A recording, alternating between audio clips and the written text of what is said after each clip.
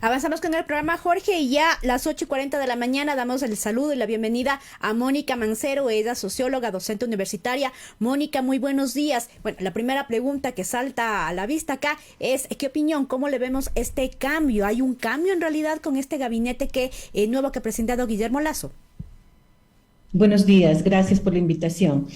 Me parece que no hay un cambio de timón como era necesario, como ameritaba sobre todo esta crisis política crisis social, política que acabamos de pasar. Era muy importante cambios en el gabinete que se evidencia en efecto en el gobierno que entendió el mensaje de estas movilizaciones y que además para instalar esas mesas de diálogo necesita interlocutores válidos para poder llegar a acuerdos, que es lo que todos requerimos.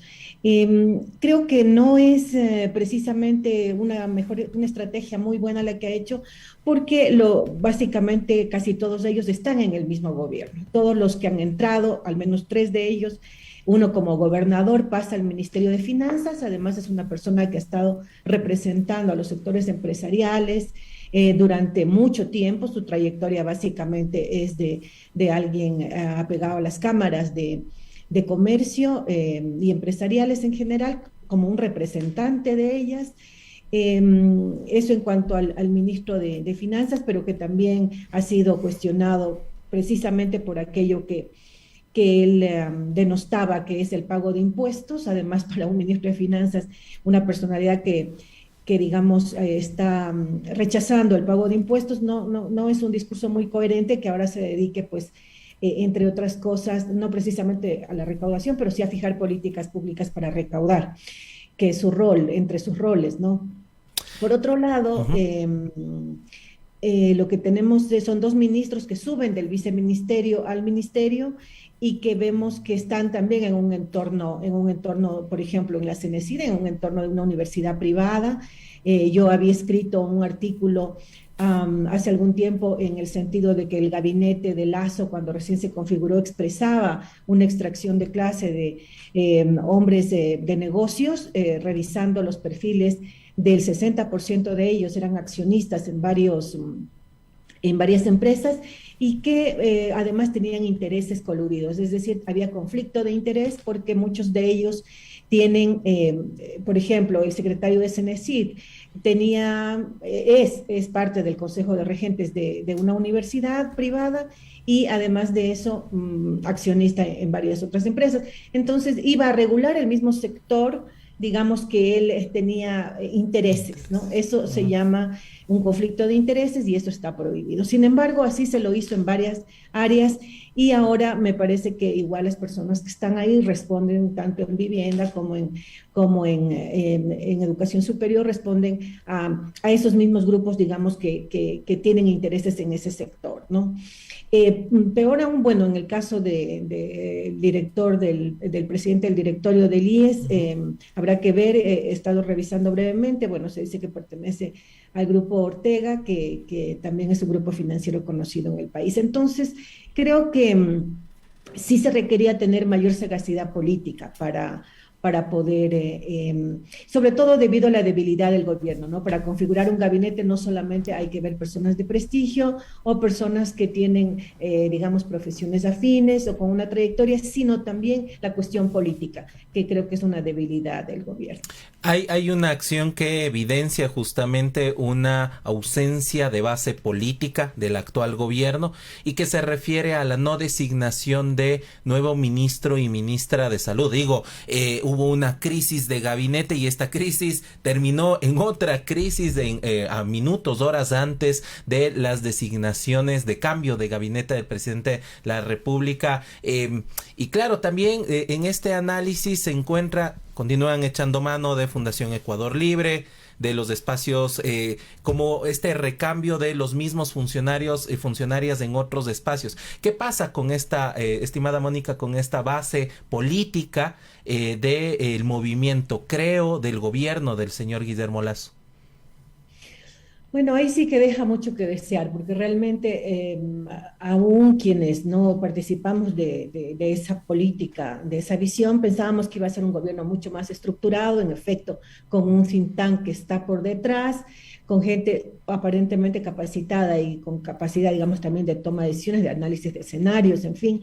Y creo que ahí está dejando mucho que desear esta ala de la derecha que buscó el poder durante tanto tiempo y que finalmente no ha logrado configurar un gabinete coherente y sobre todo una política pública coherente en este año ya de gobierno.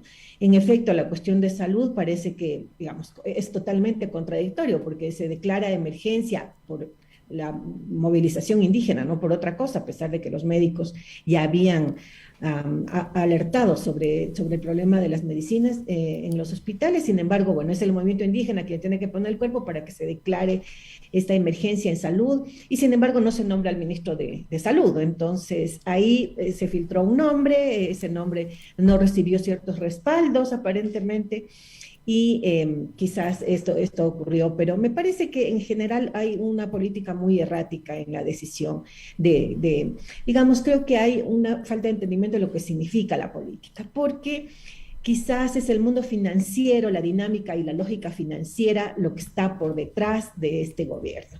Y eso es no entender un país como el nuestro, es no entender además cómo se hace la política. Los gabinetes se hacen en muchos de los países a través de alianzas y, digamos, acuerdos y pactos con distintos partidos. Y sirve el gabinete precisamente para poder dar cuotas de poder a algunos partidos a fin de conformar una mayoría. Claro, tiene que ser con gente ideológicamente afín y que se pongan de acuerdo de manera transparente en puntos, en una agenda determinada que sea explícita y que sea pública. Y a partir de eso se hacen alianzas y se reparten algunos de los ministerios. Esto es una cosa muy común en todo el mundo. En Ecuador ha sido difícil esto, de acuerdo a las investigaciones que tenemos. Generalmente ha habido esta tendencia muy unilateral de los presidentes de nombrar a solamente gente leal y de su confianza. Pero realmente esto se espera que ocurra sobre todo en, digamos, gobiernos que tienen una mayoría en la asamblea. Por ejemplo, en el gobierno del correísmo, sí, ocurría esto y de alguna manera, sobre todo cuando tuvo mayoría en la asamblea, pues no había mayor problema, porque finalmente se reunía con la gente, se rodeaba de gente de confianza. Pero ahora tenemos una debilidad muy fuerte de este régimen con apenas, digamos, no llega a ser ni una bancada los asambleístas de Creo, y por lo tanto su debilidad es extrema. Además de eso, con una confianza en la ciudadanía muy baja. Entonces, él lo que tiene que hacer es sumar, ¿no? Sumar fuerzas, y creo que esas fuerzas de alguna manera se expresaron en esta sesión de la muerte cruzada, ¿no? De este intento que tuvo la Asamblea de aplicar este artículo, y que algunos grupos le expresaron una relativa confianza, digamos, en este momento, y creo que podía haber aprovechado ese hecho como para poder respaldarse mejor, tanto dentro de la Asamblea como por fuera de ella, y poder haber configurado un gabinete mucho más amplio, digamos, con gente de estas bancadas. Hablo del Partido Social Cristiano, hablo de la Izquierda Democrática, que le expresaron apoyo. Creo que podía haber, digamos, realizado un gesto de una alianza, de una coalición, de un gabinete más incluyente, inclusive para que pueda tener una mejor gobernabilidad. Pero esto no pasa por la cabeza de, digamos, ni este think tank, ni estos asesores. O sea, realmente la política se la está haciendo totalmente casa dentro de un círculo tan concéntrico que termina obnubilando la perspectiva de lo que significa ser político. Y a pesar, digamos, de como usted menciona, Mónica, que el gobierno se encierra en sí mismo, en su burbuja, aún así los otros partidos deciden mantenerlo en el poder. ¿Por qué? Bueno, lo que pasa es que creo que por un lado hay una visión, sí, económica, neoliberal. Hemos visto además que es profundamente criticable en el sentido aún neoliberal, porque me parece que ya lo que está haciendo es una asfixia total. Si vemos la política pública de gasto del último trimestre, es una cifra absurda la cifra de gasto público del último trimestre del gobierno. Llega al 3.7% de lo presupuestado. O sea, no tienen capacidad de gasto. Y eso es no saber ejecutar, no saber gestionar, porque cuando se está en un estado se tiene que gastar el presupuesto que se ha presupuestado, que se ha planificado, y eso no ha ocurrido. O sea, quiere decir que hay una ineficiencia total. aún del bajo presupuesto, porque bajó el presupuesto en algunas áreas, y esto, digamos, al menos en el primer trimestre tenemos un gasto bajísimo. Y creo que esto además tiene que ver, evidentemente, tuvo que ver ya de una forma más política con el hecho de que había el cuco del correísmo que podría regresar y esto se convierte en digamos, un fantasma que está rondando todo el tiempo y que en base de ese pretexto, pues, se va ampliando en nombre de un correísmo que puede regresar. Partidos como el Partido Social Cristiano, la Izquierda Democrática toman o le dan este respaldo, sin ver el momento crítico, digamos, que pasaba el país y decisiones que no eran tomadas por un presidente que estaba prácticamente ausente de todos estos diálogos, de realmente dirigir la crisis que estuvimos viviendo, ¿no?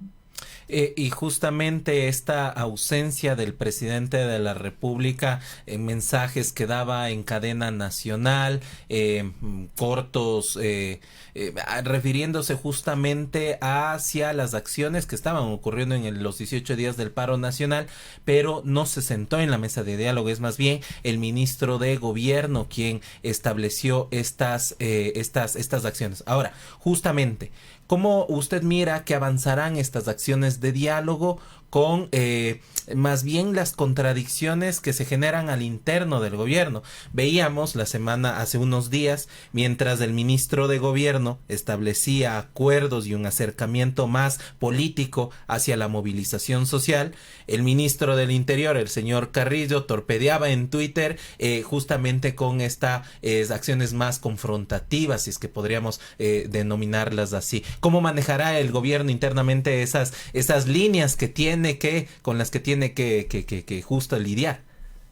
Sí, en efecto, sí vimos que habían como esas tendencias, ¿no? Porque había un esfuerzo del un lado, pero por el otro lado, como bien dice, se torpedeaba con este tipo de tweets y llamados, digamos, como una línea más dura, que en efecto fue la que llevó el ministro Carrillo. Y creo que ayer el mensaje que dio el presidente en un evento que asistió, justo al lado del ministro, creo que las expresiones que él tuvo fueron nuevamente confrontacionales, ¿no? Entonces creo que ahí es finalmente el presidente quien debe tomar el liderazgo, pero ese liderazgo creo que está lamentablemente hacia el lado más duro, no precisamente hacia el lado negociador. Entonces creo que ese es un riesgo bien grande en este momento que inician los diálogos, ¿no? De todas maneras, yo creo que aquí hay un problema del quehacer político, sobre todo, ¿no? No, digamos, el estar en campaña, el haber sido quizás en un determinado momento, por corto tiempo, ministro, que fue Lasso, no le da digamos, el know-how de lo que significa el hacer política, esta política sagaz, digamos, en donde él tiene que tomar una posición, es decir, el momento que toma una posición tiene que ver cuáles pueden ser las estrategias de sus opositores, sus contradictores, ¿no? Y elegir las más adecuadas, pero anticipándose a lo que van a realizar los otros, ¿no? Y tomando de alguna manera una toma de posición que tampoco le comprometa a él. Entonces, esto de lo que dice Bourdieu, el hábitus político, es una cosa que no se la adquiere ni en campaña, digamos, sino en el ejercicio cotidiano, y por esto es que las trayectorias y las carreras políticas son importantes. Y esto sí pudimos ver, por ejemplo, en ISA, cuando fue la firma que acaba de hablar hace un momento, lo escuchaba, pero en la firma del diálogo pudimos ver una sagacidad para poder controlar a su propio equipo, a su propio, porque veíamos ese momento de tensión donde se firma, no se firma, y entonces las acciones un poco tácticas que en ese momento toma ISA para hacer que quede, digamos, esa muestra de liderazgo y de democracia comunitaria, creo que todos los pudimos ver en el día que se firmaba el acta, ¿no? Entonces, ese hábito político se va construyendo. Sí. Finalmente, Mónica, ¿qué opinión le merece las expresiones de ayer en este discurso de nuevamente volver a una república federal separatista? El autonomismo guayaquileño siempre es una idea que se ha venido reeditando constantemente, ¿no? Ellos tienen una idea, pues no diré de todo Guayaquil, sino diré la expresión de esta élite que gobierna tantos años que ha tenido hegemonía en Guayaquil. En los imaginarios se encuentran digamos, este proyecto del guayaquileñismo, del Guayaquil libre y todo esto que a veces se reedita cuando hay momentos de crisis.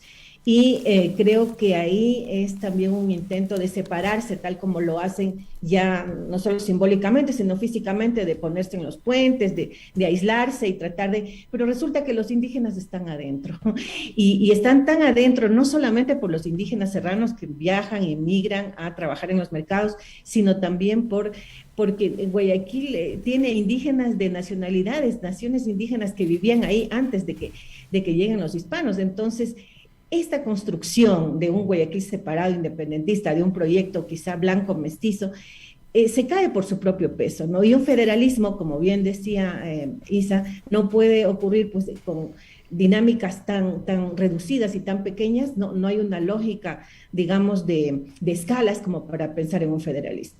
Además que tenemos constante el tema de las desigualdades, ¿no?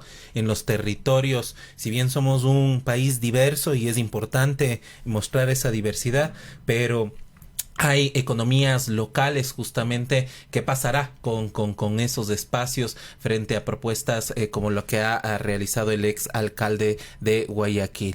Estimada Mónica, le queremos agradecer por su compañía y también por los criterios vertidos. Nos queda todavía justamente la duda en qué mismo quiere establecer como estrategia el gobierno ecuatoriano. Por un lado, hoy iniciarán estas mesas de diálogo mediado por la Conferencia Episcopal Ecuatoriana, pero por otro lado se radicaliza en la política económica, la designación de Arosemena, y ayer la primera reunión virtual con los multilaterales, con el Fondo Monetario Internacional, nos da justamente qué es lo que está pasando por la cabeza, por las estrategias políticas del gobierno del señor Guillermo Lasso.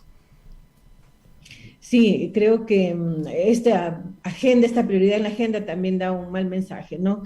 Porque, bueno, sí estaba programada esta reunión, en fin, pero el entendimiento con los organismos internacionales, claro, es parte de su gestión, pero tiene que haber, por ejemplo, precisamente este seguimiento al presupuesto. O sea, realmente si tenemos una capacidad de gestión tan baja, tan ineficaz, digo, ¿por qué no tenemos cédulas ni pasaportes en el país? Porque no han sido capaces de gastar ni siquiera en eso. O sea, el problema es que ya no se trata de que no hay dinero, se trata de que estaba eso presupuestado y de que no han sido capaces de hacer gasto. Y esto significa una ineficacia total en todos los niveles, incluidas medicinas, ¿no? El gran problema de las medicinas es que no fueron capaces de gastar ese presupuesto. Entonces, haber gastado tan bajo, digamos, y que también da cuenta del problema económico, ¿no? De que la economía no hay dinero porque precisamente el Estado no está gastando aquello que no solamente es porque está puesto en el presupuesto, sino que son necesidades públicas, necesidades de la población. Para eso tenemos un Estado, para eso pagamos impuestos, para que efectivamente se pueda, digamos, hacer el gasto en estas necesidades básicas que no están siendo satisfechas. Mónica, muchísimas gracias por esta entrevista. Hasta otra oportunidad. Muchas gracias a usted.